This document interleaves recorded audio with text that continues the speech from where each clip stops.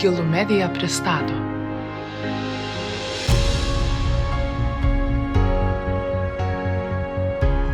Marijos Alseikaitės Gimbutienės Senoji Europa. Čia yra vieta metapasakojimo arba mitų arba meta istorijų. Jos gyvena tame lygyje, kur mes gimę perimam besąlygiškai. Jeigu mes norim save realizuoti kažkur tai sociume, mes turim suprasti taisyklės, o taisyklės tai yra stereotipai. Kad mes galėtume remtis savo kūryboje, savo projektuose moterišką intuiciją, reikėtų permastyti moters tapatybę. Esminis pokytis, kuris įvyko, buvo pamesta moters vaidmuo istorijos kūrime. Patriarchalinės epochos bankrotas, toks labai geras išsireiškimas.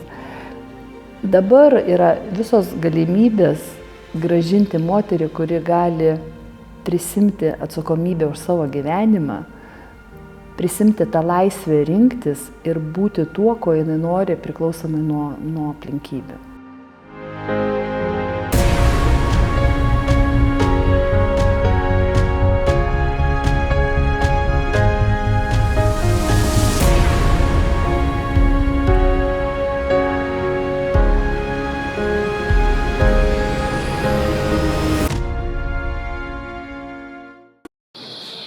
Pasiruošk misterijai, nusiteik dalyvavimui, pasirenk atvirą širdimi, pasiimti ar duoti, pasikeisti.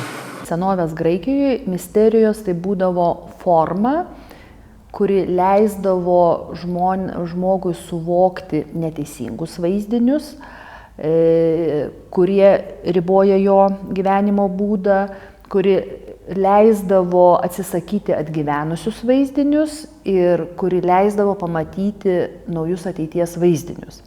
Graikai būtent misterijos metu per įvairius potyrius išgyvendavo tą ryšį su savo gilesniu aš ir ryšį su aukštesniais dalykais. Ir jie natūraliai išeidavo iš tos misterijos kitokie. Jie suprasdavo, kad jie yra integralios visumos dalis ir kad jų trumpas gyvenimas irgi yra integralios visumos dalis. Aš tau anksčiau užduodavau klausimą, kaip žmogus gimęs iki 3 ar 5 metų sugeria visą informaciją. Dabar jau atsiranda tyrimai, neuromokslas daug dalykų pasakoja, kad mes kaip gimstam, mūsų smegenys yra atviros visai informacijai, kuri yra aplinkui. Ir tie pamatiniai, baziniai dalykai, jie tiesiog iki 3 metų sueina į mus. Ne veltui yra sakoma, jeigu Japonijoje negimiai, niekada tikrų japonų nebūsi, ne? Nes tu nejausi tų tarp eilučių esančių dalykų. Tai čia yra vieta metapasakojimo arba mitų arba meta istorijų. Jos gyvena tame lygyje, kur mes gimę perimam besąlygiškai, mes perimam todėl, kad jeigu mes norim save realizuoti kažkur tai sociume, mes turim suprasti taisyklės, o taisyklės tai yra stereotipai. Stereotipai vėl, jie nėra gerai, nėra blogai, jie dažnai mums palengvina egzistenciją, jeigu mūsų riboja, jau tada yra blogai.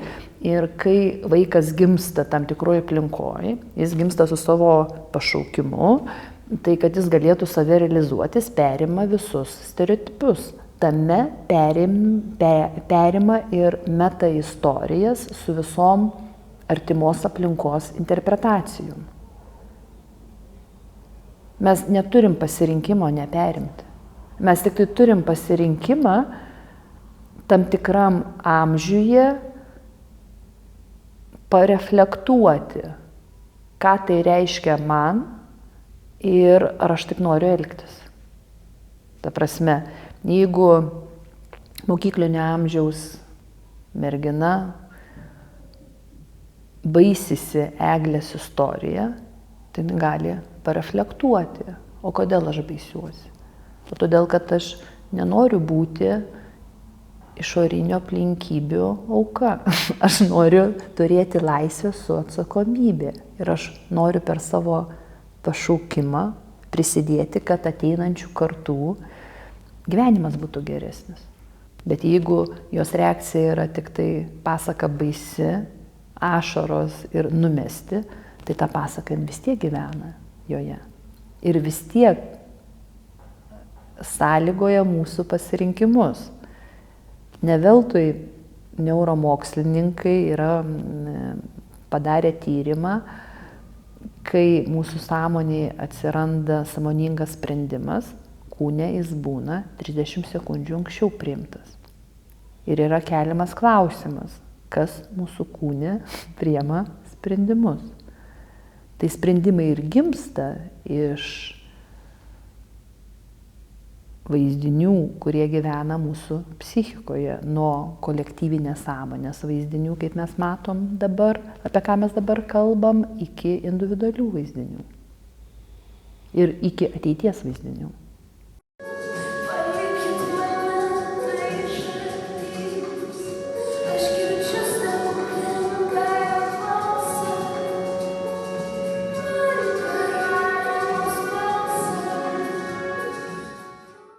Darydama šį projektą, aš turbūt savotiškai esu dviejose rolėse. Tai viena rolė, kuri yra stipresnė, tai yra būtent moters vaidmens, moters tapatybės paieškos, moters kaip žmogaus. O antroji rolė, tai yra ta rolė, kaip tu supranti, kad iš tikrųjų tai yra epas. Kiekvienas mąstydamas, permąstydamas Eglę Žalčių karalienę atranda labai daug sluoksnių. Tai nėra toks linijinis pasakojimas. Ir tada aš galvoju, taip, antroji roliai yra svarbu mums pamatyti, kad mes kiekvienas galime pamatyti tą savąjį dalį, kurie atsispindi Eglėje, ją permąstyti ir tokiu būdu keisti save. Juk mes dabar gyvenam pasaulyje, daug kas savo užduodam klausimą, kodėl, kai šiandien yra materialių gerybių pilna ir visos yra galimybės, prievarta yra tik tai viena auganti. Natūraliai kyla klausimas, nes iš principo žmonės dabar galėtų džiaugtis gyvenimu ir realizuoti savo pašaukimą. Sąlygos visos yra ir klausimas yra kodėl. Ir tada, kai pradedi suvokti, kad mes gyvename maždaug 5-6 tūkstančių metų civilizacijoje, kurią galima įvardinti, kad tai yra patriarchalinė arba kuri yra labai susieta su prievarta. Ir moteris, kaip gimsta toj visuomeniai, jinai gimsta toj aplinkoj, kurioje yra jau suformuotos tam tikros elgsenos taisyklės, modeliai, veikimo būdai ir netgi moteris tos, kurios yra lyderės, jos veikia vyriškam pasaulyje vyriškų būdu, nes tai yra normalu, jos nori įsitvirtinti visuomenėje ir nori būti istorijos kūrėjos, bet jos visą tai daro vyriškų būdu. O šiandien, kad mes gebėtume, mes, aš turiu mintyje plačiaja prasme, mes žmonės gebėtume iš to išeiti, reikėtų kitokių veikimo būdų. Ir moters genijaus pasireiškimas, moters intuicijos pasireiškimas gali mums parodyti naujo pasaulio vaizdinį ir parodyti mūsų vyriškai visuomeniai naujus kelius. Tai, kad mes galėtume remtis savo kūryboje, savo projektuose moterišką intuiciją, reikėtų permąstyti moters tapatybę. Ir tada kyla klausimas, kodėl kažkada tai, kaip ir Marija Gimbutinas pasakoja, buvo didžiosios deivės civilizacija, kur moters vaidmuo buvo priklausoma nuo aplinkos, nuo konteksto. Didžioji deivė tai buvo suprantama kaip kurianti energija, kuri galėjo priklausomai nuo skirtingų aplinkybių įgyti skirtingus atvaizdus. Reikia derlius, reikia menas, reikia karas, reikia paukščiai, reikia gamta, reikia buitis. Viskas priklauso nuo to, ko aplinkybės reikalauja. Ir ten, kur energija teka, tai yra grožis, gėris, ko siekia iš principo kiekvienas žmogus, tai yra laimės būsena, kuri reiškiasi per įvairius malonumus. Ten, kur energija fiksuojasi, ten atsiranda, ką mes įvardiname, blogiu. Ir tai buvo civilizacija, pasak Gimbutienės, kur buvo labai stiprus ryšys su gamta, kur vyravo menas, grožis ir vyravo amžinojo ciklo samprata. Žmonės tada nesuvokdavo, kad jų gyvenimas baigėsi, kai numiršta jų kūnas. Jie tiesiog suvokdavo, ką jie sukuria, jie perduoda ateinančioms kartoms ir tai buvo savotiška nemirtingumo forma. Ne? Tu suprasdavai, ką tu esi sukūręs, tu palieki kitiems ir tu tame esi nemirtingas. Ir tai buvo ta visuomenė, kiek aš dabar galiu interpretuoti, aš irgi ją bandau suvokti iš pasakojimų, iš savo patyrimų, iš savo jausminio patyrimo, klausant, matant pėdsakus jos, knygas tam tikras skaitant ir be abejo sujungiant su savo įžvalgomis ir savo egzistencinės psichologijos įžvalgomis.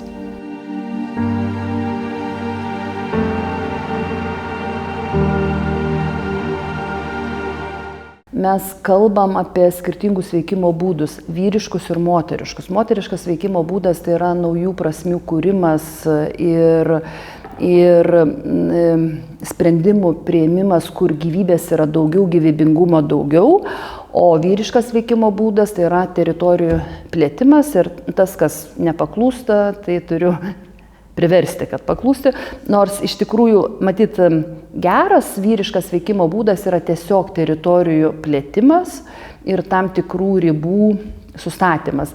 Aš labai ilgai galvojau, ką reiškia pas Mariją Gimbutienę baltosios gyvatės su karūna atvaizdas. Baltoji ir dar karūna.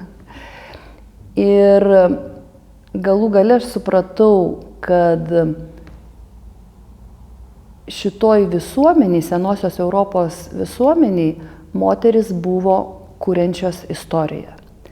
Tai reiškia jų įtaką per idėjas sprendimus, jos formavo istorijos vyksmą. Buvo sakoma, jeigu nužudysi baltą gyvatę su karūna, tai tu pražusi. Ne?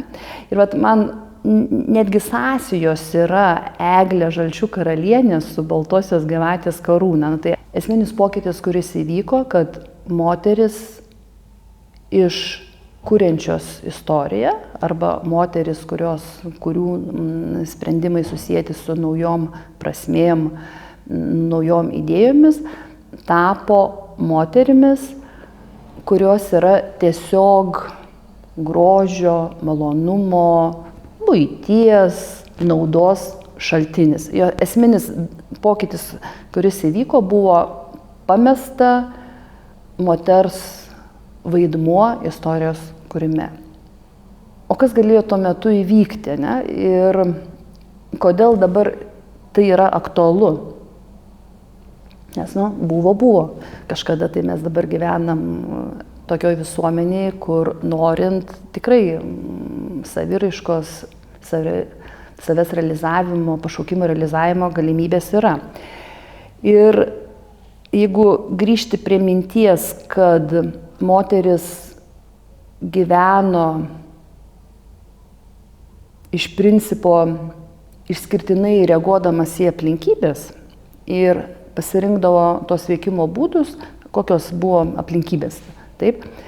Ir kai pasikeitė jų vaidmuo, arba kaip jos tiesiog tapo priklausomas nuo vyrų ir jos nebegalėjo rinktis to, ko nori būti.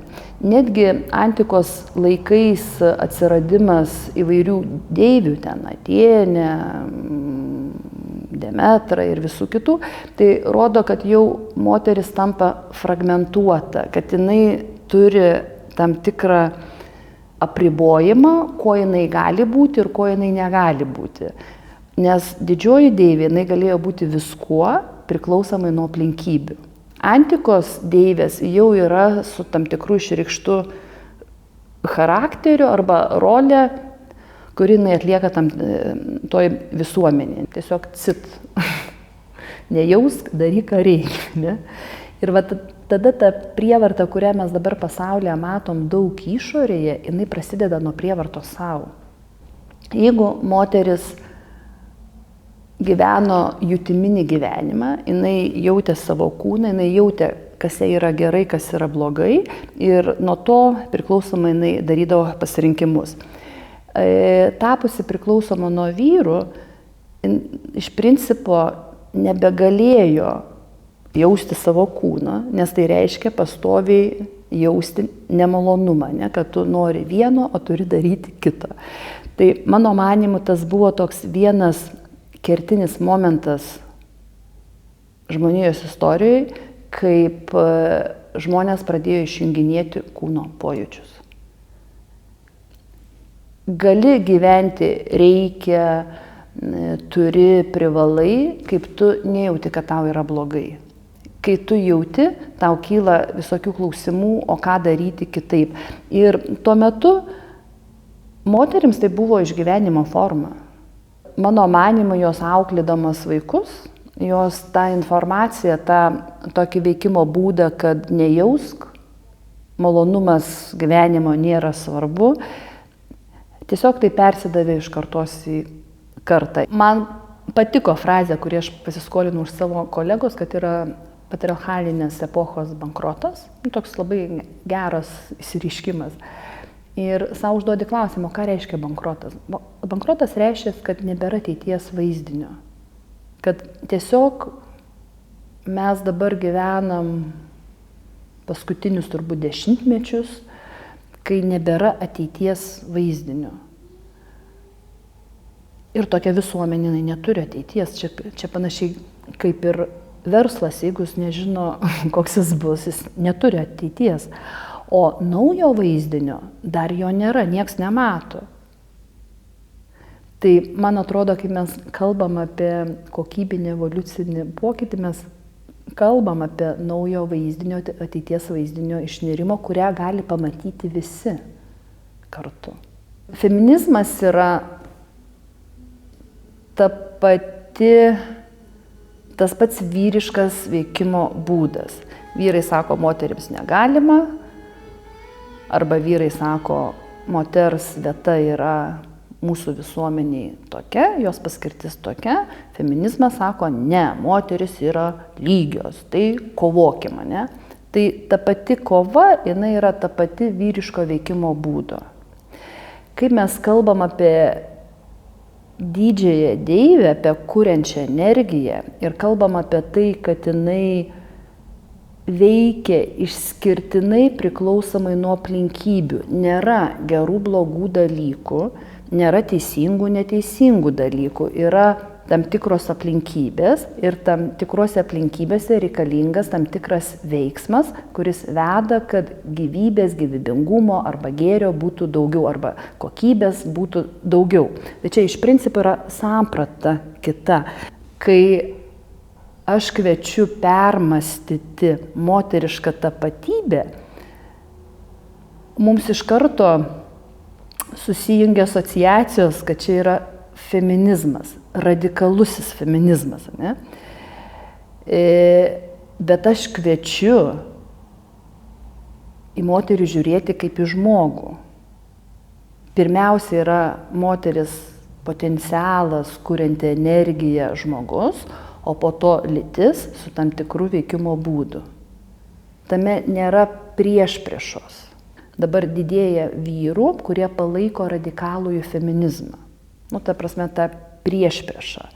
Bet tai iš principo nieko nesprendžia. Tai yra tas pats stereotipas. Čia yra iššūkis, kad moterims nebereikia su nieko kovoti. Joms reikia tiesiog atstatyti pajautą, atstatyti ryšį su savimi. Ir moterims pirmoji vietoje yra malonumai. Malonumas ne vien tik tai fizinis. Malonumas kaip grožio pajautimas, malonumas intelektualinis, malonumas nuo savo projektų sėkmės. Ir kaip jos leis savo išgyventi ir ieškoti malonumų plačiaja prasme, jos tada išeis iš prievartos savo. O kaip jos išeis iš prievartos savo, jos intuityviai ras reikšmingus sprendimus.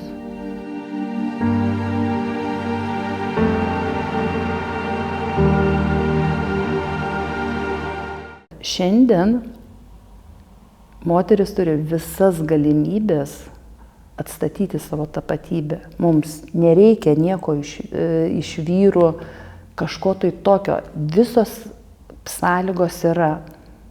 Problema yra viduje, nes kažkur tai giliai viduje mes esam ištikimos tai praeičiai. Ir matyti Eglės Žalčių karalienės tas momentas, kodėl Eglė sugalvoja grįžti į tėvų žemę. Tai yra ištikimybė praeičiai, ištikimybė tiems stereotipams, kurie susiformavo kažkada tai kaip išgyvenimo forma. Jie tada buvo funkcionalūs. Kaip galvoju apie Eglę Žalčių karalienę, man asmeniškai tai labai patinka Sigitos Gedos kūrybinė interpretacija ir jo parašytas visas kūrinys. Pačioje pabaigoje labai gražiai skamba: žalčio tu nenužudysi. Galvoju, kodėl nenužudysi? Nes žaltys yra gyvastis tavyje. Ir man atrodo, čia tokia kertinė frazė, kuri rodo, kas įvyko. Susitaikydami su prievarta, užspausdami savo pojūčių, savo pajautą, mes savotiškai žudom savastį, kuri gyvena mumise, ne?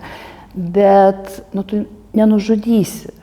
Vis tiek mūsų gyvastis, mūsų savastis ieško išeities. Eglės pasakos pabaiga, jinai tikrai yra labai daugiasluoksnė.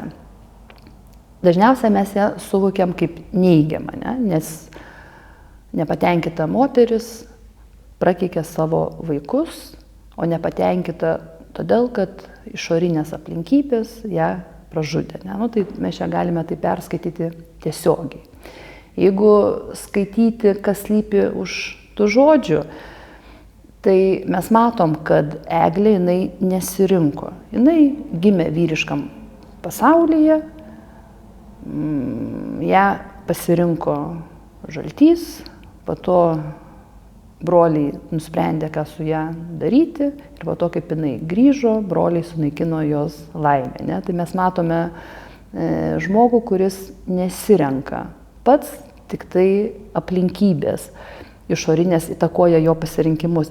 Ir Eglėje atsispindi, kad aš esu nepatenkintas savimi ir aš neprisiemu atsakomybę už savo gyvenimą, o kaltinu aplinką. Ir dar būdama nepatenkinta savimi, be abejo, visą nepasitenkinimą perleidžiu savo aplinkai, artimai aplinkai. Reakcijos išorėje neapykantos tai pirmiausia yra psichologinis gynybos mechanizmas, vidinės neapykantos savo išraiška. Tai čia yra esmė ir man užtat atrodo, kad šis mitas, jis yra savotiškai palikta informacija, koks pokytis turi įvykti, kad moteris ir tuo pačiu mūsų visuomenė integrali pereitų į naują kokybinį evoliucinį lygį. Eglės pabaiga mes galim traktuoti, kad jinai įsilaisvino ir tapo augalais, bet mes žinom, kad augalai yra žemesnė evoliucijos forma. Tai gal čia ir atsispindi, kad tiesiog moteris kažkada tai adaptavosi ir priėmė tas aplinkybės, kurios istorinės buvo aplinkui. Jos priėmė tą rolę ir tapo augalais. Ne? Dabar yra visos galimybės grąžinti moterį, kuri gali prisimti atsakomybę už savo gyvenimą, prisimti tą laisvę rinktis ir būti tuo, ko jinai nori, priklausomai nuo aplinkybių. Netgi Žaltys, Sigito Gedos kūrybinėje interpretacijoje, taip, kviečia ją kurti naujos kartos vaikus. Ne? Tai savotiškai yra labai graži metafora, kad dabar yra visos aplinkybės atstatyti mūsų pajautą, atstatyti mūsų jutiminį gyvenimą, suvokti, kad mūsų gyvenime yra dvi energijos formos, viena veiksmo, kito malonumo, rasti tame balansą ir kurti pasaulį, kuriame žmonės gerai jaučiasi. Labai dabar daug visuomenėje kalbam apie ryšį su savim ir labai daug kalbam, kad žmonėms trūksta ryšio su tikruoju savimi. Tu negali savęs tikrojo rasti, jausti arba atrasti ryšį su savimi, jeigu tu nejauti savęs.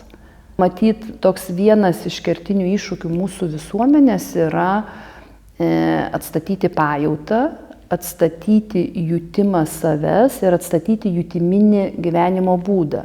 Nes tokiu būdu mūsų intelektas tampa pilnu. Senovės graikai sakydavo, kad intelektas yra suvokti ir jausmu, ir protu. O mūsų laikmetyje liko tik tai suvokti protu. Ne? Tai ir būtent tas pilno intelekto praradimas, jis ir sprendimus mus skatina priimti trumpalaikius, kurie yra orientuoti į keliarius metus, nematant didžiosios perspektyvos.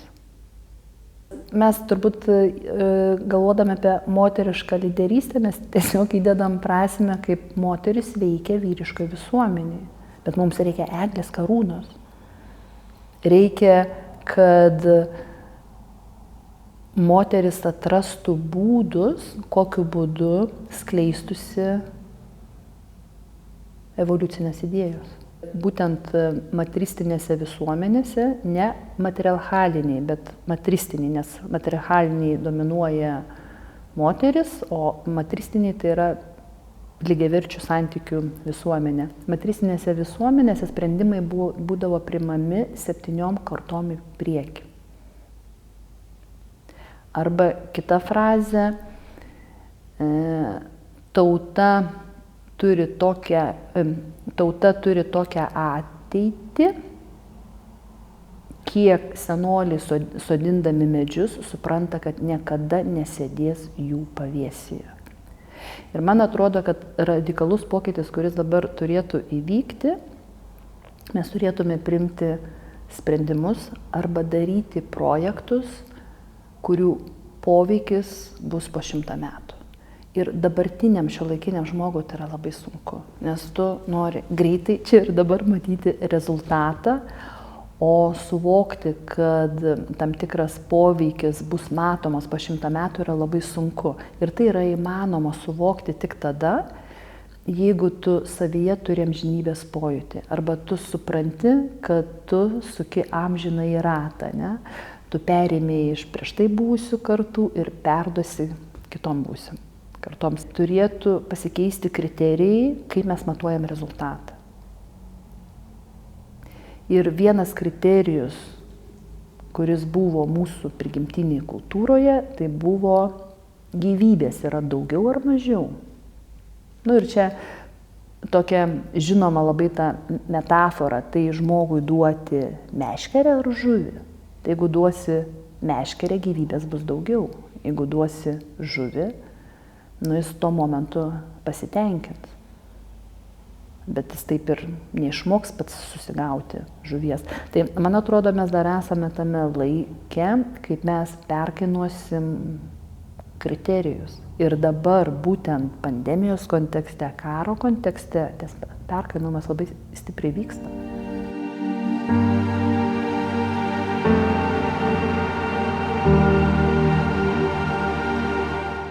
Ir jeigu vėl atsiremti į senosios Europos civilizaciją, ką reiškia žmogaus ryšys su gamta?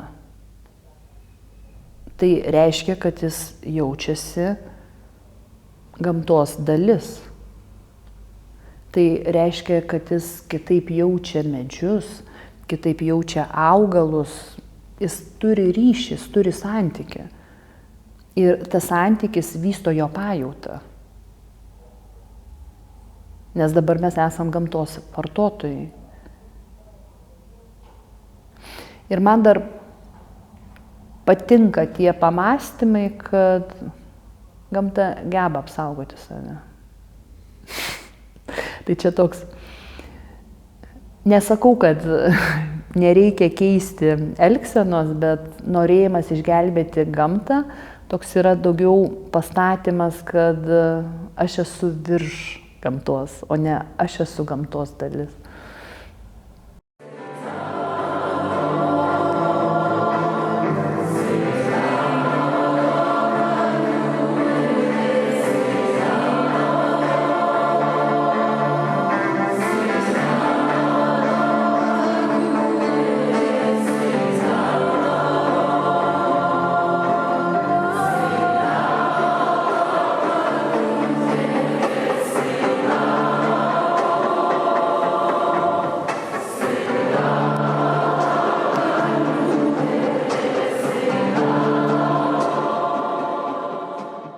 Kas dabar yra tautosaka? Anksčiau tautosaka būdavo labai išgrynintos dainos, sakmės, juostos, kuriuose yra tam tikri ženklai, kodai sausti. Ir tai darydavo poveikį žmogaus psichikai ir tai darydavo poveikį žmogaus pasirinkimams. Ir dabar kyla klausimas, o kas dabar yra tautosaka? Dabar tautosaka yra medija civilizacija. Ir tai formuoja žmogų. Ir žmogus yra formuojamas kaip vartotojas. Netgi vartoti gerus dalykus, bet vartojimas. Vartojimas tiesiog be esmės, prasmės, be suvokimo, kam to reikia. Ne tame, kad pats vartojimas yra blogai. Bet tu vartoji nesuprasdamas tau to reikia ar nereikia. Tai va tas įdomus aspektas, kas šiuo metu yra tautosaka. Natūraliai kyla klausimas, kas dabar atlieka misterijų vaidmenį. Kinai turbūt. Geros psichologinės praktikos, dvasinės praktikos. Nes tai yra žmogaus vidinis poreikis. Pas tave negali rastis nauji dalykai, jeigu tu neatsisakai senų dalykų. Ir man žodis misterija ir yra, kad mes bandome, siekime pamatyti tai, kokiame metavaizdinyje mūsų tauta gyvena ir pareflektuoti. Gal atėjo laikas tame vaizdinyje pamatyti savo naujus sprendimus. Kad Eglės karūna tai yra apie moterį, kuri šiandien ieško savo tapatybės už sociumo stereotipo ribų. Ir vienas tapatybės paieškos šaltinis tai yra senosios Europos civilizacija, kurią aprašė Marija Gimbutienė. Ir kad šiandien mums reikia suprasti, kokie sociumo stereotipai mus įtakoja ir tai atsispindi Eglės Žalčių karalienei mite. juos savo įsivardinti ir šiuolaikinėm priemonėmis būti istorijos bendrakūrėjais.